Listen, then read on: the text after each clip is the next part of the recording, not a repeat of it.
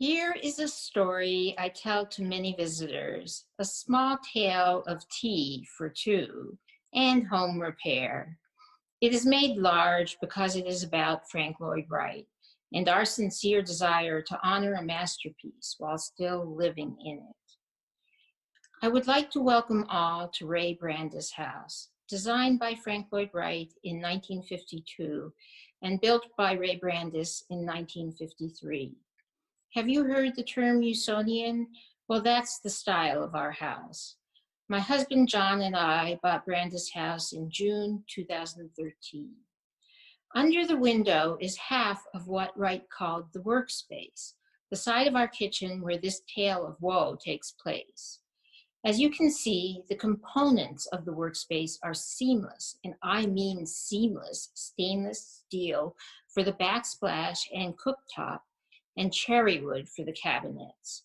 I'm going to let you in on a little secret about us. We love tea.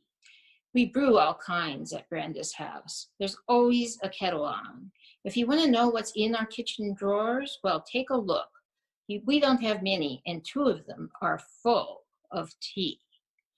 One rainy afternoon in spring 2015, I went to do the usual. That's put the kettle on, by the way. Only when I went to turn the knob on the cooktop, it came off the backsplash and into my hand. Our usual delightful tea break was delayed by about 3 months. The top half of this slide is what the two halves of the knob looked like, and the bottom is what the two halves were supposed to look like. Part of the post was now sticking in the knob. We were talking about those most dreaded words, historic home repair.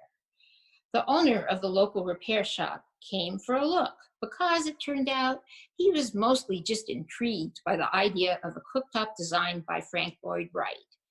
He arrived within a half hour and didn't charge for the visit. He also couldn't fix it, but fast and free. When you have a home like this, it is helpful to have a skillful architect as your fix-it guy because, believe it or not, this is what architects have to do for historical homes and architectural treasures. Figure out how to fix the unfixable so their clients can get the tea kettle back on. Our architect offered 4 possible solutions at a number of different price points, levels of difficulty, and levels of historical accuracy. Fixing our historic cooktop was going to be a time-consuming act of balancing options. Who knew that a cup of tea could be so fraught? Perhaps easiest and least expensive of all of the ideas was to cut out the original Frank Lloyd Wright cooktop and replace it with one of the name brands. Taking the Frank Lloyd Wright out of a Frank Lloyd Wright cooktop did not sit well. We moved on quickly. Replacing the entire stainless steel backsplash was the most extensive and expensive option, and would most likely have led to an entire renovation of the kitchen on both sides, as the clash of new shiny stainless steel would have made the original surface patina look odd and unbalanced. Deactivating the backsplash knobs and adding new knobs to the front wood panel was another reasonably priced potential solution, with double knobs a rather confusing final outcome and some wiring issues to be worked out during installation. The final option was to create a panel in the backsplash, which could also be used for future repairs. Thus, fix the knob and wiring and then reassemble. A difficult repair that required really careful craftsmanship and not the most expensive at all.